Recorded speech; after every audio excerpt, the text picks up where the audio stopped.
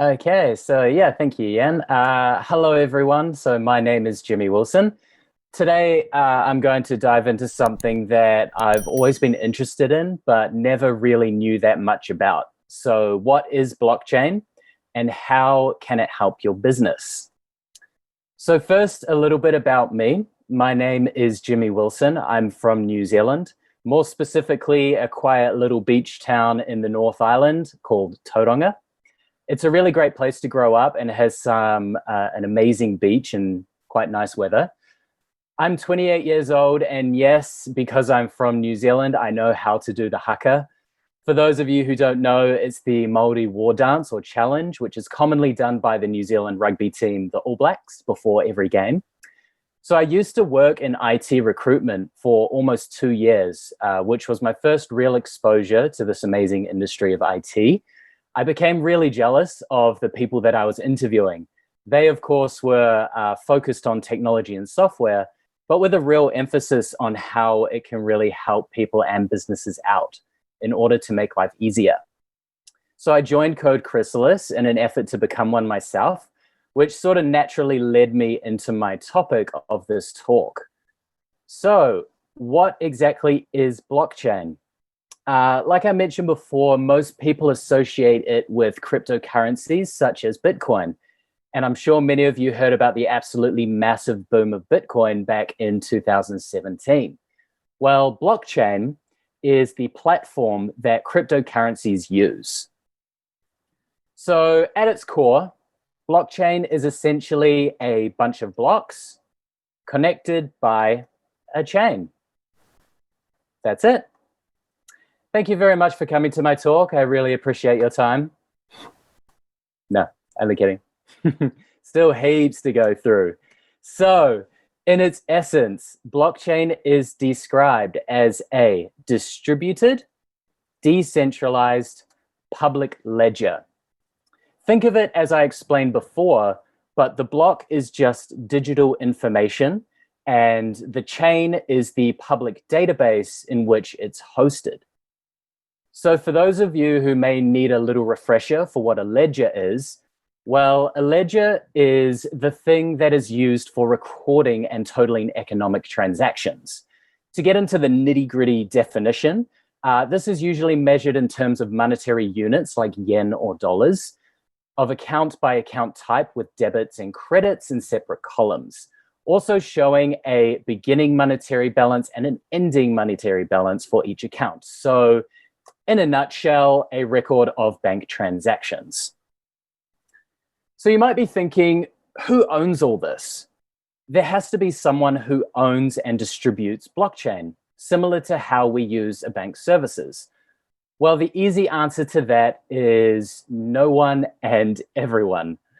The creator of Bitcoin is someone named Satoshi Nakamoto. Who is Satoshi Nakamoto? Well, that's another crazy thing. No one knows. Could be a group of people, a man, a woman, an alien. Yeah, no one really knows. So no one really knows who owns this blockchain technology. Although specific and individual blockchains can be owned by different organizations. This is kind of how you can own a blockchain application, but you cannot technically own the technology itself. Many organizations are developing their own private blockchain, therefore becoming owners of it. But the concept of owning a blockchain is very different from owning blockchain technology. It relies heavily on third-party involvement, where people verify blocks and are rewarded for doing so, which leads to my next point, decentralization. This means that it's finally something that Bill Gates doesn't own. Let's have an example, a real life example, which involves, let's say I have money, like heaps and heaps and heaps of money, like a whole $5. I decide to give my $5 away because of reasons, so I no longer have my $5 anymore. But now let's say our great MC Yan comes along with something really, really cool that I want. I decide to pull a sneaky and I say, hey, I have $5. Can I have that? Yan can then use the decentralized ledger and look to see the transactions that end up showing the fact that I don't actually have my $5 anymore. So instead of making that sweet deal of me, which I mentioned, only to find out later that I don't have the $5, she can simply check out the decentralized ledger to see that I don't have what I said I had. Unfortunately, this sometimes happens with some companies out there. They end up being guilty of doing deals with means that they don't actually have. So decentralization stops this. It's a pretty cool idea, right? So back to the blocks.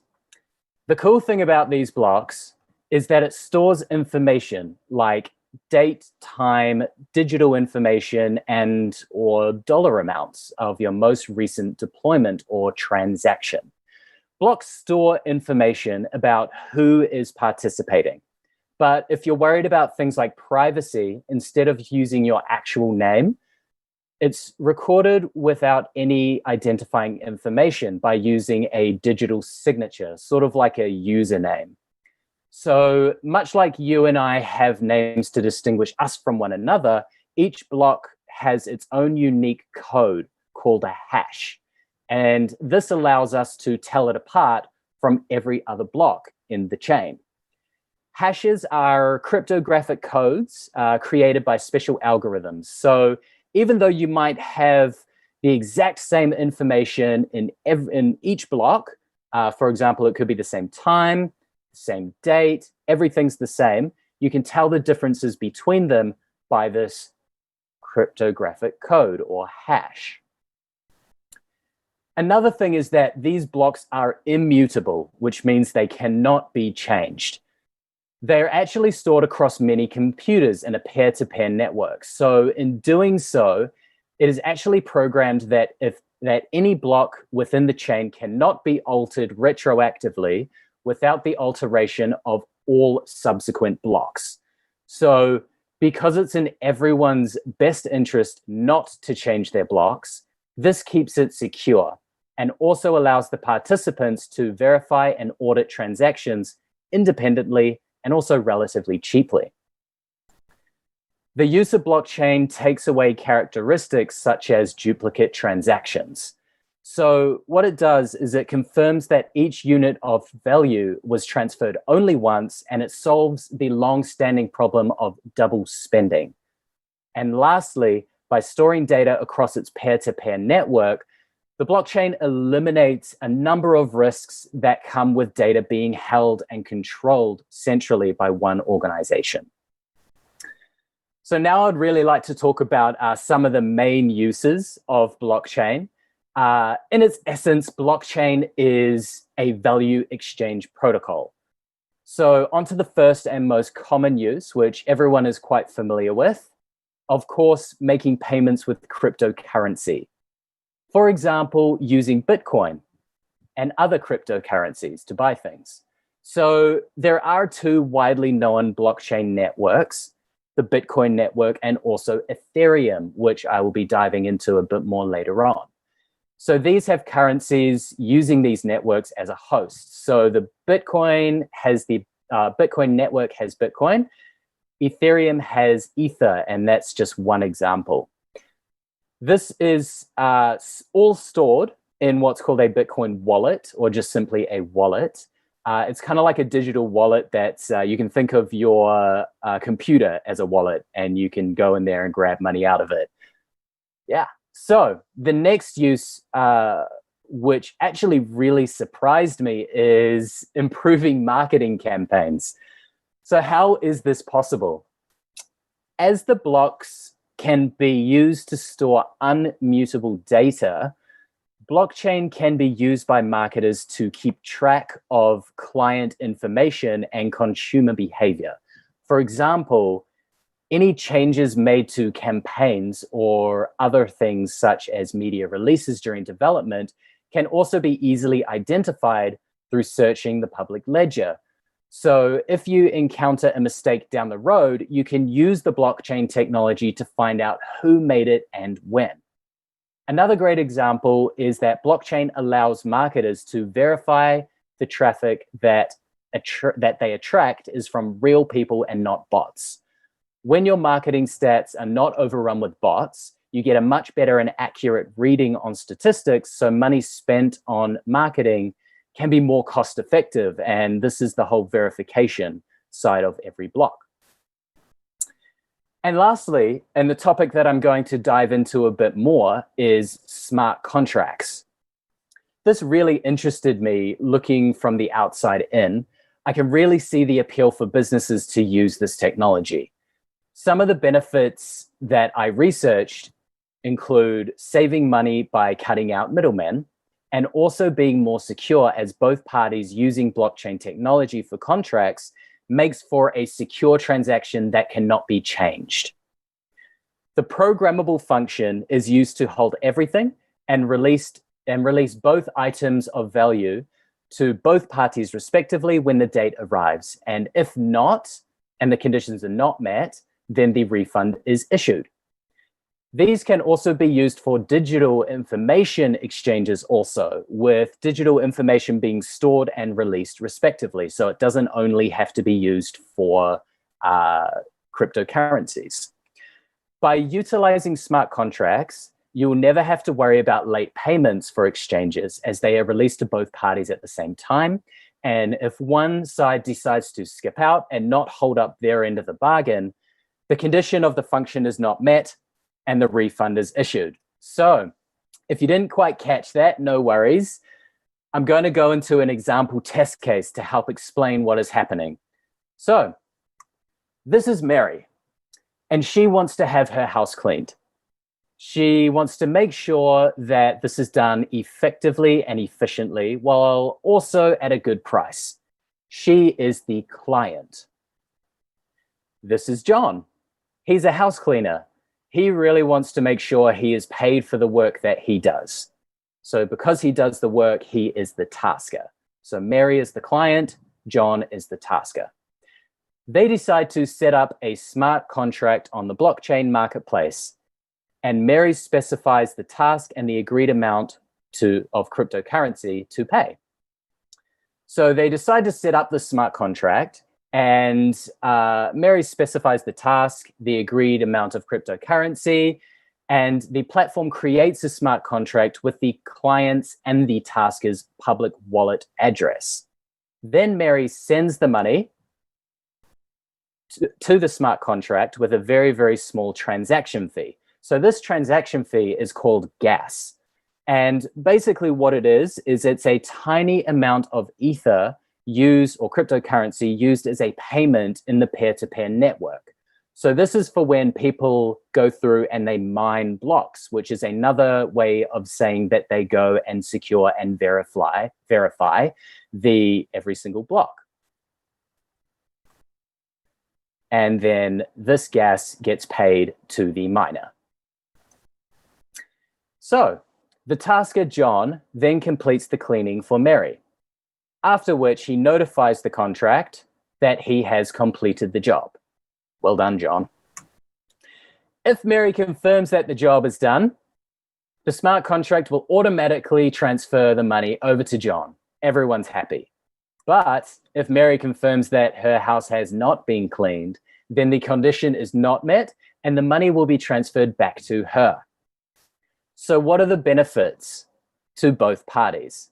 So the first benefit is there are no intermediaries. They are not needed as the smart contract is executed automatically. The contract is immutable, so it can't be tampered with, and it's also transparent. So like in my previous $5 example, John knows that Mary has the cash to pay him. The transaction fee is also very low compared to traditional payment systems. What I mentioned before with gas, it only equates to about maybe 1 to 10 yen or 1 to 10 cents, sorry. So it's very, very cheap. And finally, the smart contract is executed quickly and independently of any traditional financial institution.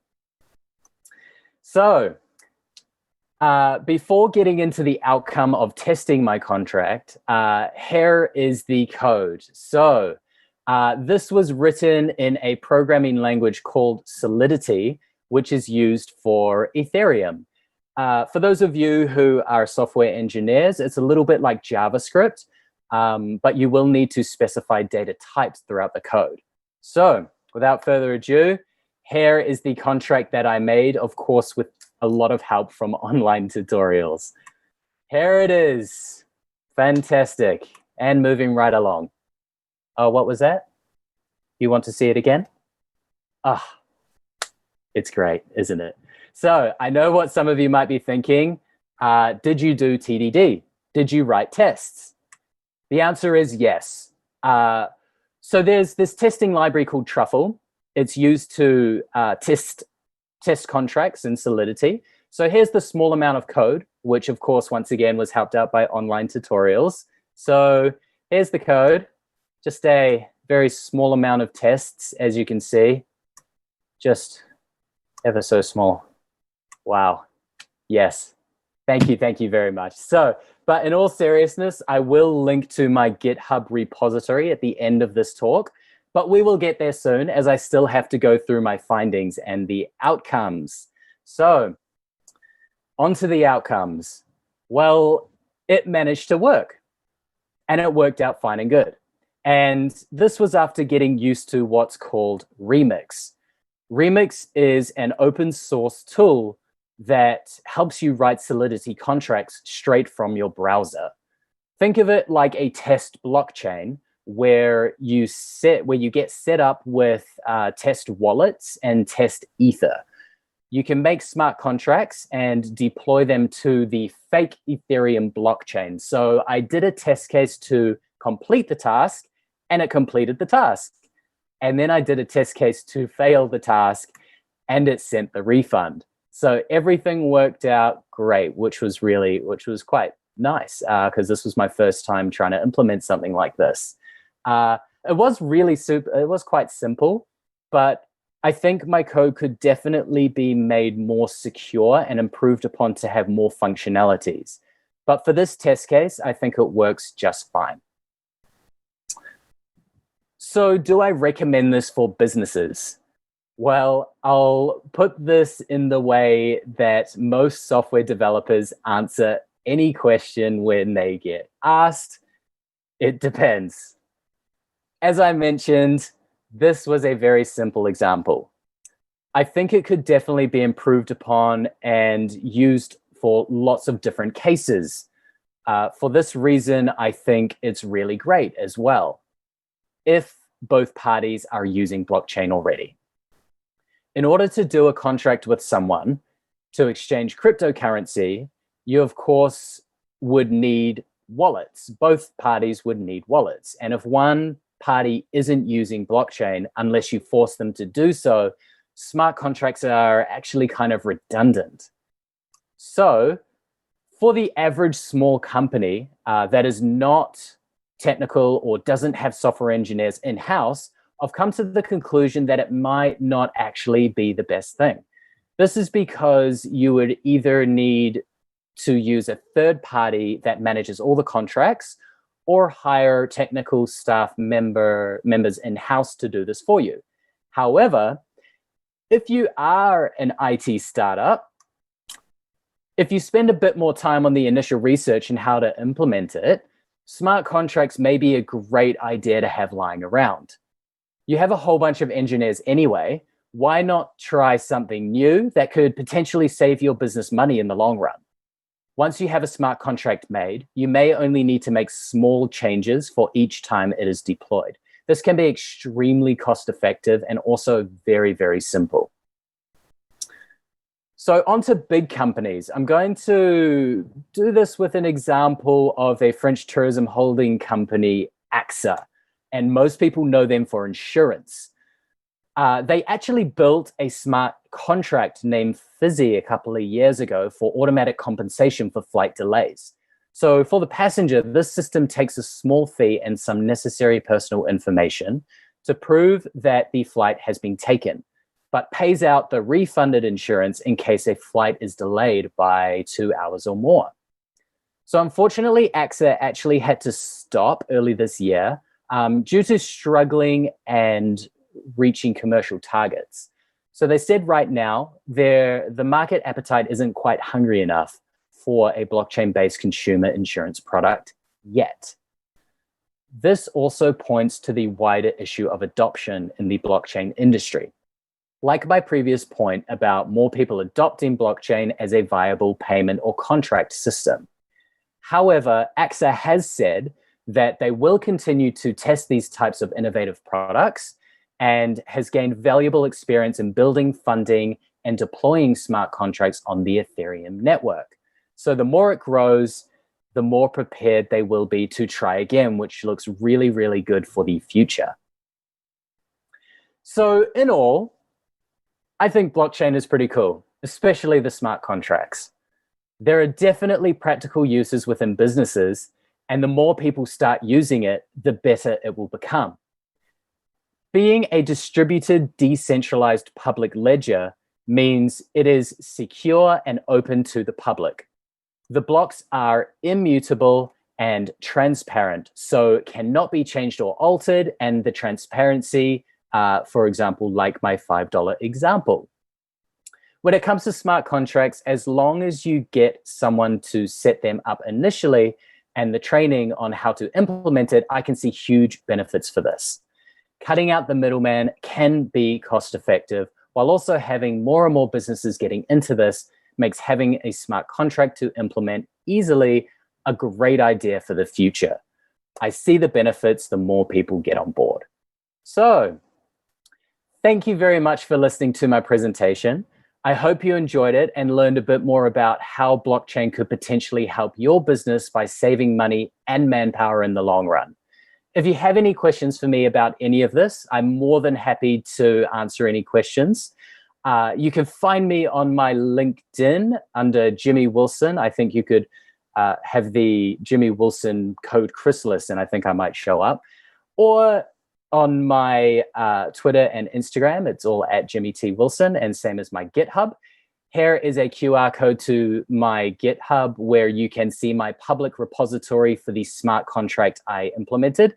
So please check it out, have a look, leave some comments, maybe tell me to do some improvements on some things. That would be really, really great. So thank you very much again, and I hope you enjoyed.